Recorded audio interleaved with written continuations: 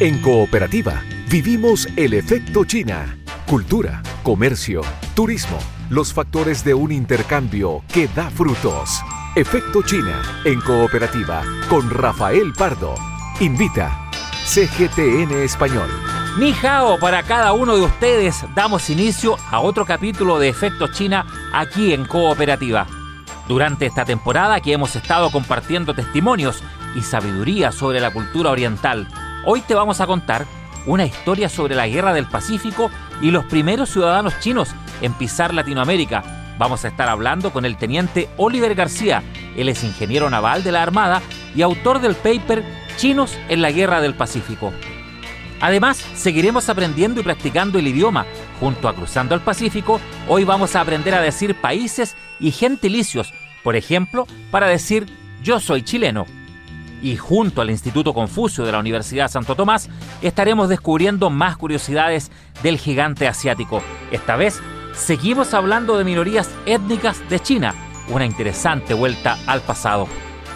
Recuerda, todos los lunes, desde las 21 horas, estaremos compartiendo y con repetición los días domingo a las 9 de la mañana. Varios temas sobre la mesa, aquí partimos, Efecto China. Con China, hablamos en el mismo idioma. En Cooperativa, Efecto China, con Rafa Pardo. Ni men hao nuevamente para todos y para todas. Hoy día amanecí con una duda y necesito una respuesta. ¿Cómo se dice Chile en chino? Eso es lo que me gustaría saber. Telma Vega, ¿cómo estás? Desde Cruzando el Pacífico, acá en Efecto China. Hola Rafael. Bueno, en chino mandarín, Chile se dice Zhi. Aquí vemos el carácter Zhi de sabiduría, inteligencia y Li, que es favorable, beneficioso. A ver, repitamos la pronunciación, es como Yu. Exactamente, aquí hay que tener mucho ojo con la pronunciación, así que acá tenemos 2 cuartos tonos y te recomiendo que pongas la punta de la lengua hacia el paladar para pronunciar y verás que es más sencillo, entonces va a sonar Zhi. Li. Exactamente, vamos mejor. Zhi. ¿Y cómo se dice China? En el caso de China se dice Zhongguo, Zhong, que significa centro, y Guo, que es país. Entonces, literalmente es el país del centro. Recuerden, es Zhongguo, y el carácter Guo lo usamos y agregamos a muchos países. ¿Como por ejemplo cuál? Por ejemplo, Meiguo, que es Estados Unidos. Faguo, que es Francia. Deguo, que es Alemania. Y por ejemplo, para decir extranjero, usamos Waiguo. Wai es fuera de. Entonces, para indicar algo que está afuera, en ese caso decimos Waiguo. ¿Y cómo se dice chileno o chilena? Para estos países, o sea, para decir chileno, chilena, le sumamos el carácter ren, que es persona. Se transforma en un gentilicio. Entonces tomamos el país, que en este caso sería Zhi, y le agregamos ren. Así que para decir si eres chileno o chilena, tú dices Zhi ren. Muy bien, todo claro entonces, Telma Vega. La próxima semana seguimos con más palabras y formas para utilizar el chino mandarín. Chilenos en China, chinos en Chile. Cultura e intercambio es parte de Efecto China en Cooperativa. ¿Sabías qué relación hay entre China y la Guerra del Pacífico? Bastante, porque el conflicto sudamericano marcó el inicio de la inmigración de ciudadanos chinos a Perú. Chile tuvo también un rol de liberación de estos ciudadanos. La historia la vamos a relatar, la vamos a conocer con el teniente Oliver García, ingeniero naval de la Armada de Chile y autor del artículo Los chinos en la Guerra del Pacífico. ¿Cómo está, teniente? Bienvenido a Efecto China. Muy bien, muchas gracias. En primer lugar, agradecerles la invitación, ¿cierto? Y la apertura de este espacio para conversar sobre historia militar y naval. Y justamente en este periodo que comienza el mes de mayo, una fecha muy importante para la Marina. Claro, el mes del mar, por supuesto, en territorio chileno. Oliver García, antes de ir derechamente a lo de la Guerra del Pacífico, ¿en qué contexto, cómo se da el arribo de estos ciudadanos chinos a la región, a Sudamérica? A ver, la llegada de los inmigrantes chinos se da en un contexto bien particular. hay que ir un poquito más atrás. Digamos que entre los años 1840 se desató la guerra del opio. Entonces, ¿qué es lo que pasó en esa fecha? Empezó a haber una apertura, así, digamos, de China hacia el comercio latinoamericano, ¿ya? Y empezó a haber un fenómeno migratorio bastante grande, ¿ya? Ahora, el fenómeno migratorio entre Perú y Chile se dio en dos contextos bien distintos, ¿eh? No fue igual en los dos países. Bajo la administración peruana, eh, migró mucho chino para trabajo específicamente en plantaciones, ¿cierto? Cultivos, extracción de salitre y la mayor cantidad de chinos trabajaron en el guano, la extracción de guano, ¿ya? Ahora, por parte de Chile, la migración fue un poco más lenta, ya que hay que entender también que las fronteras fueron bastante distintas en la Guerra del Pacífico. Acuérdense que nosotros delimitamos con Bolivia, ¿cierto? Más o menos en el paralelo 25, y Perú limitaba con Bolivia en el paralelo 22. Entonces, la migración fue un poco más lenta hacia Chile. Bueno, de hecho, en algún punto de la historia, citando el mismo artículo que hablábamos al principio, los chinos en la Guerra del Pacífico, usted hace ver que hubo un paso en México también por parte de ciudadanos chinos. De hecho, uno de los puntos digamos, de traslado y donde se hacían el intercambio, ¿cierto? Entre China y los buques que llegaban hacia Perú, específicamente a Lima, donde llegaba la mayor cantidad, hacían una parada en México, en Portugal, ya, porque Perú había hecho había firmado un tratado, ¿cierto? De inmigración más o menos en el año 1849. Entonces eso permitió una llegada en mayor cantidad a los puertos de Lima y en Perú, generalmente. Estamos conversando con el teniente Oliver García respecto a la presencia de ciudadanos chinos en Sudamérica, en América Latina en general, en el contexto de la Guerra del Pacífico. Ya estamos llegando a ese punto. Pero antes también conocer, Oliver, respecto a los motivos de los viajes. Imagino que en esas fechas también había enganchadores, como ocurrió con otras ciudadanías, como ocurre hasta hoy, por qué no decirlo, en muchos lugares donde se entusiasma a personas a venir mediante engaños y después esa realidad no es tal también en esos viajes que hacían. Claro, bajo la autorización, ¿cierto? Y la actualización que hizo el gobierno peruano con respecto a la ley de inmigración, hubieron muchos encargados de hacer negocios en China y traer a los chinos para trabajo. Y obviamente iban con unas cláusulas y unos contratos que eran bastante, digamos, eran demasiado abiertos. Los chinos no entendían mucho el idioma, no sabían tampoco a dónde iban a llegar, qué tipo de trabajo. Como le digo, solamente ellos se enfocaron a viajar hacia Latinoamérica, más o menos escapando un poco de la guerra y la situación difícil, ¿cierto?, que había de China posterior a la guerra del opio. ¿Y en qué punto se da este cruce entonces que ellos pasan ya a formar parte de lo que estaba ocurriendo en la Guerra del Pacífico entre Chile y la Confederación Perú-Boliviana? Mire, específicamente hay un marino chileno, ¿cierto?, del almirante Patricio Lynch, que es designado, ¿cierto?, como general en jefe, ¿cierto?, del ejército expedicionario ya yendo hacia el norte. Y él, durante el desembarco que se hizo en 1880, ya más o menos en septiembre, él desembarca en Chimbote, ¿ya? Y ahí comienza su expedición, ¿cierto? Prácticamente distribuyendo las fuerzas chilenas, ¿cierto?, en los distintos territorios que están siendo ocupados. Y finalmente él llega a una provincia que se llama el Valle de Cañete, y hay otros sectores más donde él va encontrándose con muchos chinos, la mayoría de ellos trabajando en haciendas de cultivo de azúcar, ¿ya? Entonces, y en muchas partes, y la mayoría de ellos eran tratados de forma bastante vejatoria, ¿ya? Entonces, una vez que él se va encontrando con ellos, él los va, digamos, sumando a su ejército o como apoyo a las divisiones que iban transportándose. y de hecho hay unos detalles muy que él los deja escritos en sus memorias, eh, donde dice que prácticamente en una hacienda encontró en un solo día casi 1086 chinos que habían sido pasados por armas, o sea, le dieron muerte sin ningún motivo. Y ahí se da también entonces esta lógica que la historia cita como la manera en que estos ciudadanos chinos de pronto se van sumando también al ejército chileno a medida que éste va avanzando, que se van dando estos diálogos y que los encuentran en el camino. Efectivamente, después de que comienza el avance, ¿cierto?, de las tropas del almirante Lynch, en una parte le escribe dentro de su memoria cerca de 3000 asiáticos se fueron sumando a su fila.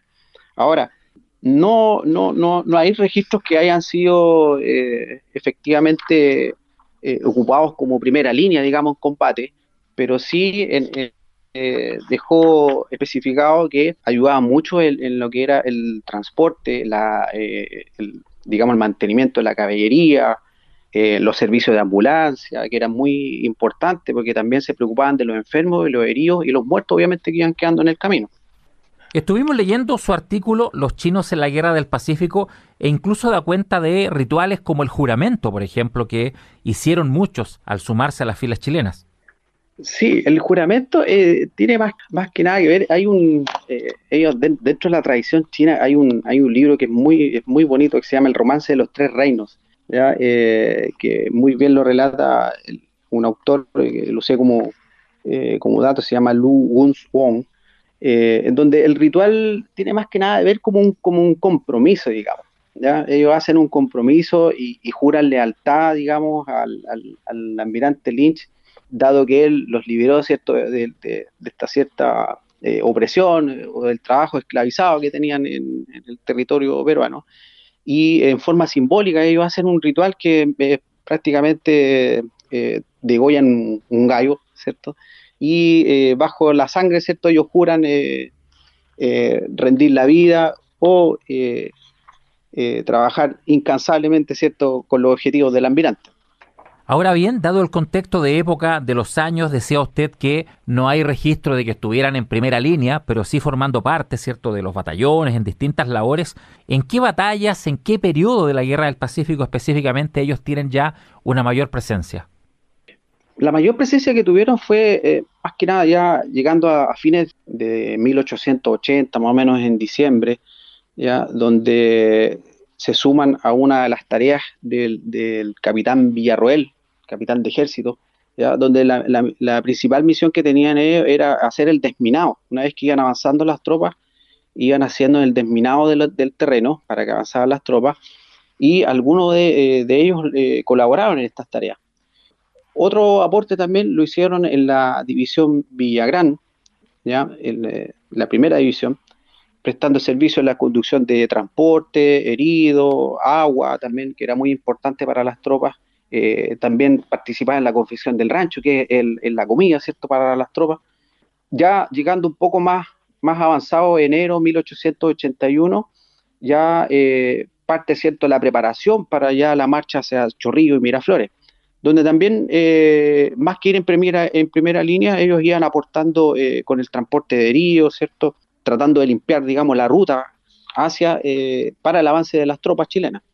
Por eso entonces es que se les cita, por ejemplo, en esta batalla, la de Chorrillos, del 13 de enero de 1881, como que estuvieron ahí presentes, más allá del rol que tienen dentro, ¿cierto?, de todo el contingente.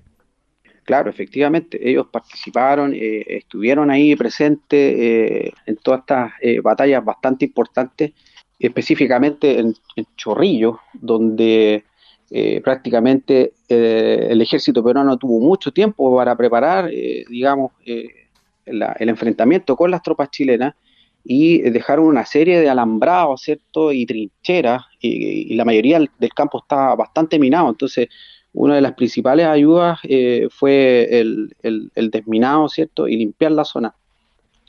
Citaba usted en el artículo Los chinos en la Guerra del Pacífico, que había ahí una capacidad para desplegarse, para agachados, para detectar estas minas, que era algo que hasta ese minuto, ¿cierto?, en este caso el ejército peruano desconocía que tenía Chile dentro de sus cualidades. más que nada haciendo uso de su contextura física, digamos, un poco más flexible y con menos equipaje también, y con menos equipo, digamos, sobre ello. Por ejemplo, como no llevaban mucho armamento o portando armamento, tenían esa facilidad para adentrarse en el terreno y hacer la rebusca de las minas. ¿Qué pasa después de estas batallas? ¿Cómo sigue la vida de ellos? ¿O qué pasa, por ejemplo, cuando ya después de la batalla de Miraflores vienen los hitos finales? ¿Qué labores cumplen? ¿Qué pasa con la etapa posguerra también? Con respecto a ese tema, en la transición, digamos, posguerra, hablemos ya de 1885, ya al término de la guerra, muchos de los chinos residentes que habían en Chile abarcaban más o menos la provincia de Tarapacá actualmente, y ellos se dedicaron prácticamente a trabajos como cocinería en la mina, porque todavía se seguía sacando salitre. Muchos de ellos se convirtieron en comerciantes, ya que trabajaron el salitre, hicieron ciertos ahorros, ¿cierto? Y eso les permitió comprar algunos bienes también. Muchos se dedicaron como vendedores ambulantes, carniceros, y así una serie de trabajos. Ahora, obviamente se especializaron algunos en algunas funciones y muchos de ellos empezaron a darle trabajo a otros chinos, ¿ya? Prácticamente la primera etapa fue comenzar como independientes, ¿cierto? Y una segunda etapa ya empezaron a darle sustento a sus parientes y amigos que tenían, digamos, dentro de la zona. Y un tercer aspecto ya viene un poquito más adelante, ya cuando ya ellos son capaces ya de sustentarse y ya con un poco más de bienes y riqueza, ya aumenta su capital comprando acciones y algunos comprando terrenos, y eso posteriormente les dio un poquito más de solvencia para trabajar en la agricultura y en otros campos. ¿Y cuánto de esa historia o de esa descendencia, si uno siguiera una línea de tiempo, cierto que no es fácil, está en la comunidad china presente hoy, en los sectores que se ubicaron, permanecieron principalmente esos primeros años en el norte o vinieron hasta la zona central? La mayoría de los chinos posterior a la guerra se quedaron en la zona de Tarapacá, donde más o donde más hay registros, digamos, de presencia china. Por ejemplo, hay un censo que se hizo por Chile, ¿cierto? Y entre el año 1885 y 1895, más o menos, hay un registro de casi 100.000, más o menos, habitantes en la zona.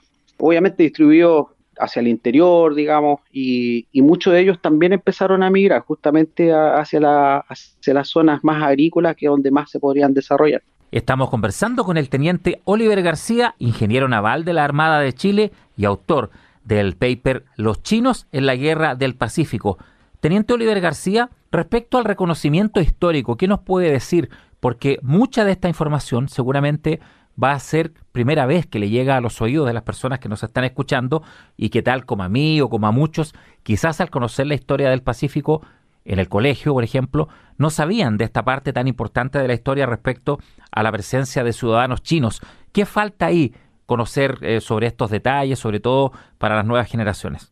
Mire, la verdad, existe muy poco reconocimiento, hay muy poca documentación respecto a la participación de los migrantes chinos y el aporte que hicieron a la Guerra del Pacífico. El ejército obviamente tiene mucha historia recabada, pero son algunos detalles muy escuetos que uno puede encontrar. Formalmente no hay un reconocimiento a la comunidad de migrantes chinos, no. Tengo entendido que hasta el momento no hay nada. ¿Y esa fue su idea también al recopilar esto, dejar este aporte, dejar este testimonio de memoria? Sí, justamente, la intención de este escrito, que nació más que nada, empecé a estudiar mucho la vida del almirante Patricio Lynch, y empecé a investigar un poquito más cómo se entrelaza su historia y su conexión con China, que partió muchos años atrás cuando él estuvo embarcado, ¿cierto?, en una fragata inglesa y participó en la Guerra del Opio. Entonces, él ya conocía algunos rudimentos de idioma de chino, y después cómo lo utiliza y en la forma en que, digamos, él respeta, ¿cierto?, el apoyo que hicieron durante la Guerra del Pacífico. Así que esa era la intención de este trabajo, visibilizar un poquito también todo este aporte que hicieron y que es también bien poco reconocido. Le agradecemos al teniente Oliver García, ingeniero naval de la Armada de Chile y autor del artículo Los chinos en la Guerra del Pacífico, por esta conversación aquí en Efecto China en Cooperativa. Gracias, Oliver, que tenga una buena semana y por supuesto seguimos en contacto para conocer más todavía sobre esta presencia de ciudadanos chinos en la Guerra del Pacífico. No, muchas gracias a ustedes. Efecto China. Intercambio comercial y cultural entre Chile y China. Con Rafa Pardo. Vamos ahora a continuar conversando acerca de las minorías étnicas en China, país donde se reconocen 56 grupos étnicos, 55 de ellos minoritarios. Estamos con Carla Morales, encargada de comunicaciones del Instituto Confucio de la Universidad Santo Tomás. Hola Carla, ¿dónde quedamos? ¿Qué seguimos viendo hoy? La vez pasada habíamos conversado que los diversos grupos de minorías étnicas en China difieren ampliamente de sus costumbres, tienen diferentes modos de producción y estilos de vida que se manifiestan en la vestimenta, los adornos, la dieta, etc. Conocimos un poco de historia de las etnias Zhuang, Hui y Manchu. Y hoy día quería mostrarte otras etnias. Me llamó la atención, por ejemplo, lo de los mongoles, que en algún minuto lo hemos conversado acá en Efecto China. ¿Qué nos puedes decir partiendo por ellas? Este grupo étnico es conocido por conquistar la mayor parte de Eurasia y establecer un gran imperio hace casi 1000 años. En China, la dinastía Yuan mongol duró unos 100 años hasta el 1368 después de Cristo. Ahora son 6 millones de personas las que habitan principalmente en la región autónoma de Mongolia Interior. El resto de esa etnia se distribuye en otros países. Les encantan los platos abundantes de carne, la lucha libre y la equitación. Y también desarrollan importantes competencias deportivas como el Festival de Naadam, que se desarrolla en la estepa interior. Es como bien pintoresco, muy colorido todas estas festividades. Otra de las etnias que son conocidas son los tibetanos, que es otra de las también famosas. No tan solo están en el Tíbet, sino que también en las provincias de Qinghai, Sichuan y en el norte de Yunnan. Los tibetanos alguna vez gobernaron las montañas del suroeste de China y tuvieron un vasto imperio desde el siglo VII hasta el siglo IX. Ahora son aproximadamente 6 millones de personas y en su mayoría practican el budismo. Su medio de transporte es el yak, me imagino que los conoces también por películas. Es similar a un toro, pero es lanoso, como el de los 7 años en el Tíbet, etc. Tal como aparece en esa película, los tibetanos son inusuales en el sentido de que están muy bien adaptados para vivir a gran altura. El enorme palacio de Potala en Lhasa, su antigua capital, es un buen lugar para aprender sobre su cultura e historia. Eso entonces con otra etnia, vimos los mongoles, vimos también los tibetanos. ¿Qué más nos pueden contar hoy? Mira, hay otra etnia que puede ser que la conozca, que es la etnia Miao. También es conocida como Lokmon. Tú los ubicas de la película Gran Torino. Ellos también habitaban en zonas de Vietnam, etcétera. Claro, uno ve la familia en la película que mencionas, Carla, junto a Clint Eastwood, y ve sus costumbres también, de qué manera, ¿cierto?, comparten en familia, cómo se alimentan cuando lo invitan a él a pasar, por ejemplo, a la casa, parte de lo que entonces viene de esta etnia. Esta etnia que en China son 10 millones de personas y su tierra natal tradicional se encuentra alrededor del área de Guizhou. Prefieren la plata y las mujeres se visten con trajes y joyas de plata y son de varios estilos y colores. Para ellas usan tocados y las joyas de plata son pesados, tal como vimos en la película, y se adornan con plata desde la cabeza hasta los pies, o sea, muy, muy adornadas. Es común durante las bodas, los funerales y también en la celebración de primavera cuando las parejas profesan públicamente su amor. Muchas familias creen que sus hijas no pueden casarse si no poseen un atuendo plateado y comienzan a ahorrar hasta 10 años antes de la ceremonia. Así que casarse sale bastante caro también.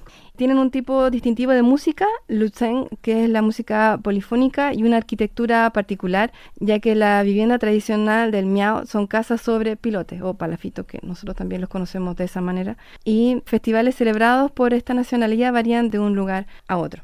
Y bueno, la última etnia que quiero mencionar ahora es la etnia Tong, que tiene alrededor de 3 millones de miembros en China y su idioma está relacionado con el tailandés. Viven entre grupos étnicos relacionados en el suroeste de China con pintorescas zonas rurales montañosas. Generalmente habitan cerca de esta etnia que había mencionado recién, los Miao, y comparten con ellos su tipo de música. Ellos se destacan por su arquitectura en madera que es muy particular. Por ejemplo, en las aldeas poseen puentes cubiertos llamados Feng Yu Chao, que son puentes de viento y lluvia. Además de las minorías que comentamos ahora, hay varias más que sin duda contribuyen a la riqueza multicultural de China, pero que se nos haría un poquito largo de comentar. Sin duda, muchas historias que seguiremos revisando, seguiremos conociendo junto a Carla Morales del Instituto Confucio de la Universidad Santo Tomás. Hasta la próxima, Carla. Hasta la próxima, muchas gracias. Con China, hablamos en el mismo idioma. En Cooperativa, Efecto China, con Rafa Pardo.